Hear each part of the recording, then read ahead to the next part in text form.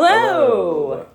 I'm John. I'm Mia. We're Lemon Knife, and this is our number 20 to 11 King Gizzard songs. So I'm going to get this thing rolling because I get the feeling we're going to go even longer than we did last time.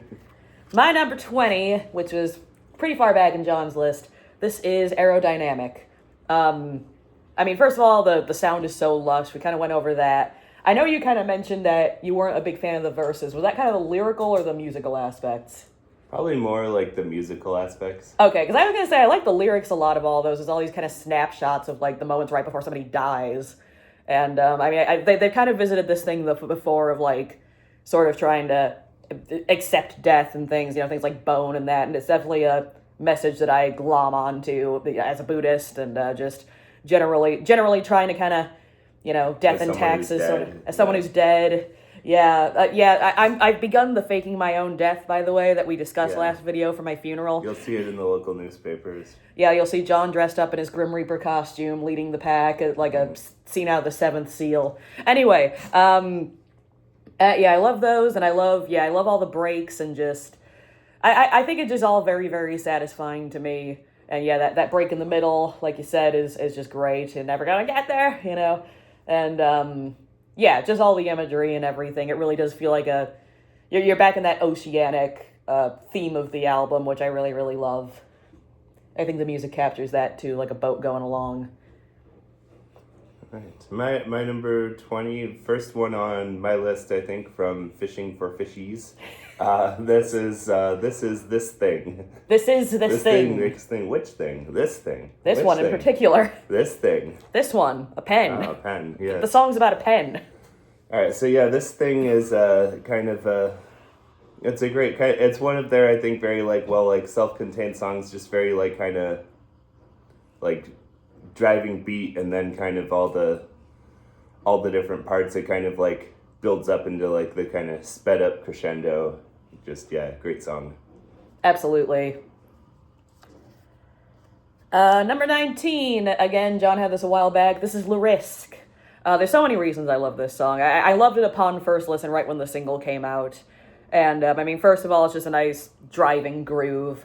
Second of all, I love that 4 out of 6 take a verse here. And I think each verse kind of is perfect for that person's personality. Joey's kind of coming in, hey, I'm the cheeky bastard that curses a lot, and Cav's like, all right! Yeah. And Ambi's swinging in from the ceiling like a stuntsman, and where's Ambi? All right! Over there! And then Stu's just like, all right, I'm gonna end this on my philosophical tones, and so I think it's a great capture of all that. It's a sentiment that a lot of us can use a little bit more of in our lives. Maybe not to Evel Knievel levels, but just taking a little bit more of a risk. John's spoken slightly bad Knievel, not evil, not all the way to evil Knievel. Kind of a slightly annoying Knievel. Yeah. Slightly distracting, but great song. Love it to bits. My number 19 is Flame Thrower. Good pronunciation. Yes, just a very nice, heavy, aggressive metal one, kind of their take on if Metallica had a good drummer. Yeah. And the ending is also kind of nice. Sometimes I'll just listen to the first part of it, sometimes I'll also listen to the ending, but the ending kind of is like the transition between the metal album to the synth album, where it's kind of kind of ominous, synthy prog jam. I think, nothing from Silver Cord has made my list, and probably safe to say made your list either. So that's the most synthy it gets. Yeah, and I think it's a perfect ending to the album, and just that outro is just sort of the ominous aftermath. This world has just been blown to pieces. Yeah. Because humans were idiots, I guess. Number 18 is Hypertension. We've got that hypertension. Have you got that hypertension? Well, I hope you don't have that hypertension. I don't actually have hypertension yet. As far as you know. I go to my doctor. Yeah, this is a great... this is another great use of that crescendoing effect over the long songs that they're so good at doing. Just by the end, it's just chaos in a great way. But then it also kind of has those ebbs and flows as it ascends further. You know, it's crazy to think this was meant to be intermission music. Yeah, yeah, this is just like a like prog rock masterpiece. I'm just like the greatest intermission music. Put that in every elevator. Yeah, that's what I say. Just like, and sometime when you get in, like, you know, someone's gonna stay at the hotel and they're never gonna hear the same part of it twice. Yes. If I get in the elevator and it's just getting to the like part, I'm like not getting out at my floor. You're gonna like push the down arrow. You're gonna have a lot of numbers going by. Yeah. Yeah. All right, my number 18 goes from the fire back to ice. This is Ice 5. Yeah. They're nice, kind of very danceable, very disco-y kind of songs. Just a very fun song. I like a lot of the live versions add a little bit of like heavier guitar spice to it, which is also nice. But nice angry version from Houston. Yeah, but yeah, just more kind of apocalyptic environmental themes and kind of just coupled with just a very like fun groovy song. Shout out to Vonnegut. Number 17, not too far above John, although his was in the last video. This is Head On Pill, aka Cavs' torture segment. Yeah, great psychological, psychedelic. It's a real psychological It's a real psychological thriller. What was the pill? Yeah, who gave it to him? Why is his head not on correctly? Who mislabeled the pill? Ooh, I want this in the style of like one of those, like, you know, A is for, Assassin or whatever series, you know, H is for Head On. The Gizzard mystery series. I'd read that. My number 17 is similar length to that, and it's Change. Okay, that's my number 16, so All that's right. perfect. Yeah, so Change, Mia. Yeah, Change. So you love it much more than me, having it one place higher. So. Oh, yeah. So I think you should lead the discussion. Well, I guess it's kind of first of all, I feel like this is sort of an expanded deal of the kind of thing that Larisk does, in that each person that contributes a part, the part is a great representation of sort of their role and their personality in the band. Yeah. So it's a nice just sort of, but then it's also kind of all revolving around that chord progression. It's a great example of taking that simple thing and just making it this big, beautiful masterpiece for sure. Yeah, it really builds. The ending is very like satisfying when it finally like they finally let Cavs rock out. Yeah, we call drums. it Cavs' part.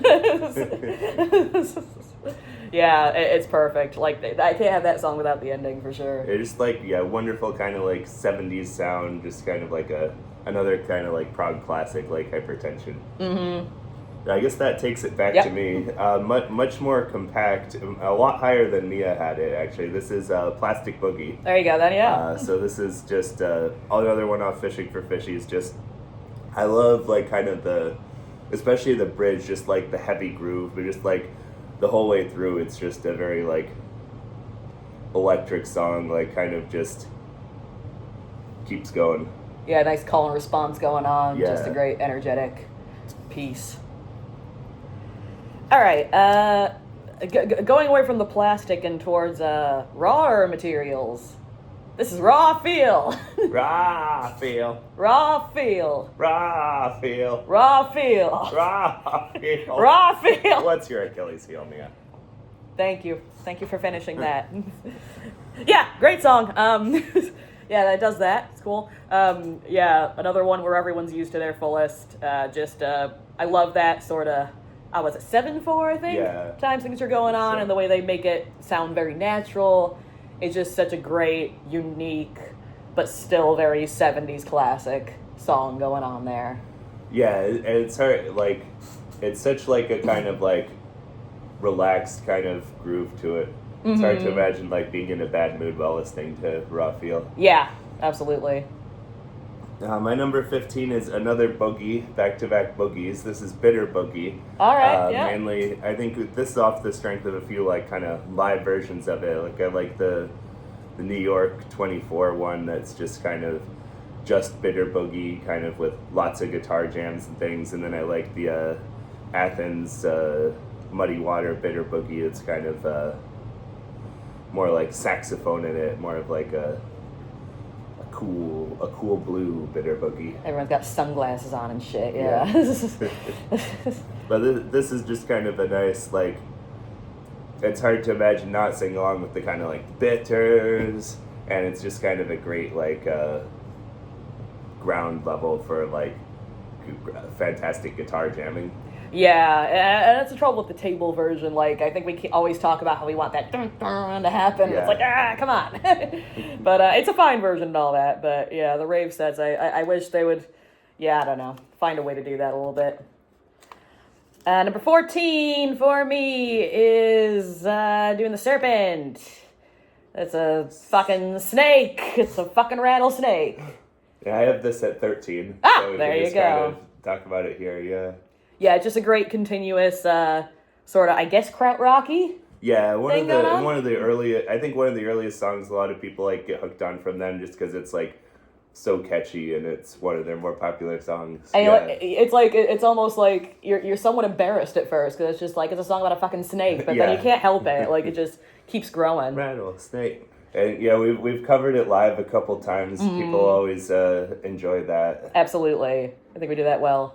Yeah, and it's also cool that like one of their most popular songs there is like kind of something from like the microtonal album, so they're getting kind of like kind of their weird microtonal album. They're able to just write something like really catchy that stands out on it. Yeah, just like really make that accessible to the public. And I love the fact that there's been a couple of times recently where they've brought out a couple of folks from King Stingray to make it very like sort of tribal and Aboriginal sounding. I think that's a great sort of.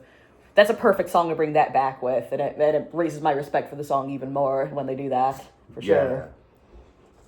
My number 14 is Motor Spirit.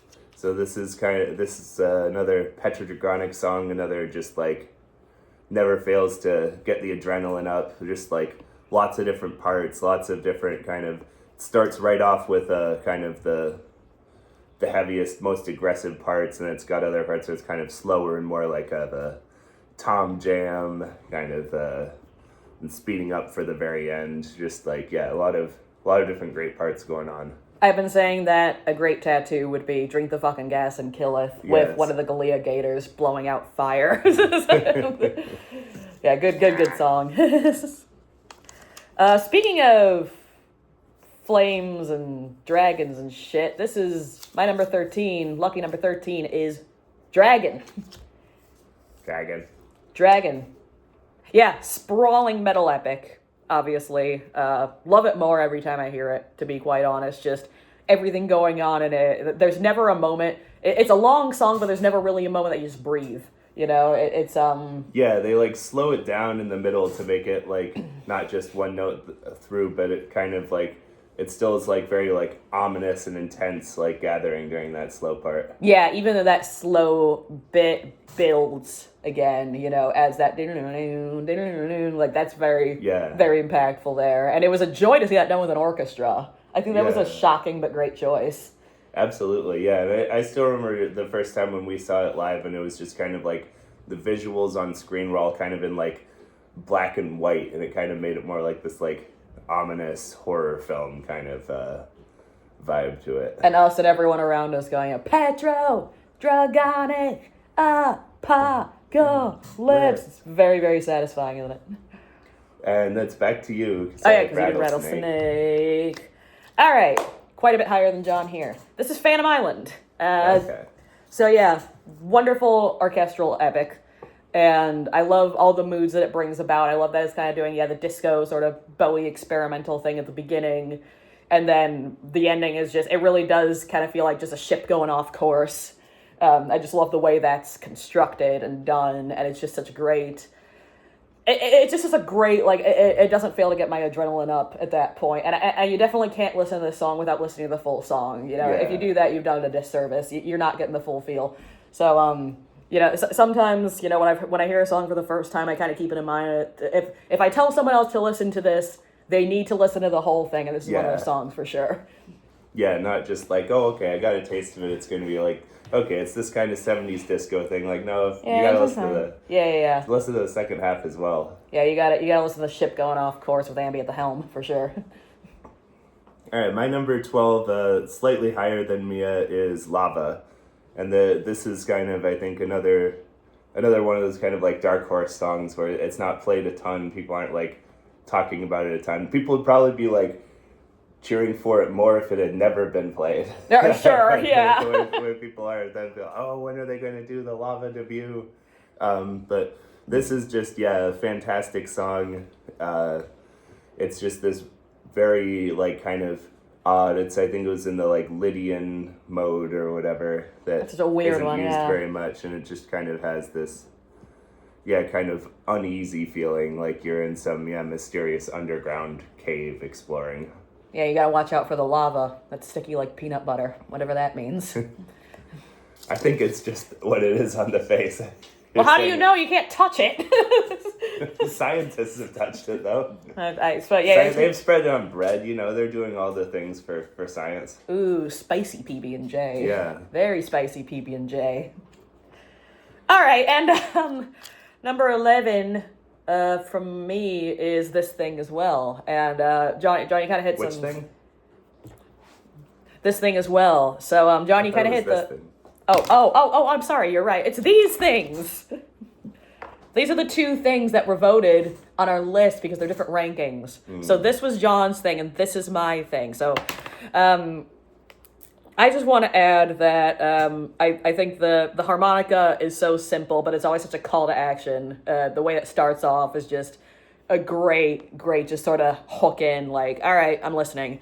And I love all the parts, and I love the way they sort of emphasize them live, like, that bridge towards the, or I guess, is it a bridge, is it a chorus? I don't know, it's not really either, I guess. It's only done once, that this thing we left outside. There's always kind of that sort of hold before that, where Joey says some bullshit, and then, but in a good way. I mean, rim lickers and all that, in a good way. So I think this thing is a good thing. My number 11, kind of something that's kind of like lava is hot water. But is it sticky like peanut butter, No, or is it more like watery like jelly? It's wet like muddy water. I don't know. I think, hot water, definitely a song where I think the studio version doesn't really do it justice, but every time they're doing it live, they're kind of like doing a fantastic version.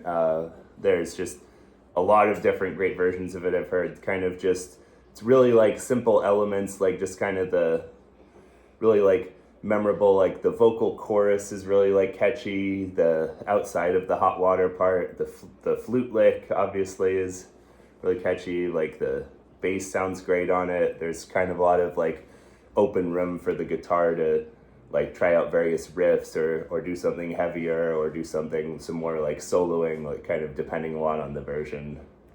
You make a good point for it, yeah. Like I think the immense simplicity at its core is what made it not quite make my list. But I think you made a good point that they really do a good job opening that up when they bring it out on stage. Yeah, and they kind of can transition into a lot of things. Like it's often paired with Robot Stop, and kind of both of them having the kind of like fast kind of like beat, and Robot Stop kind of like teasing that.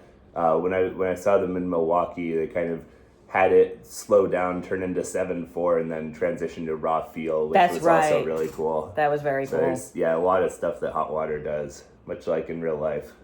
Yeah, like watered down jelly. All right.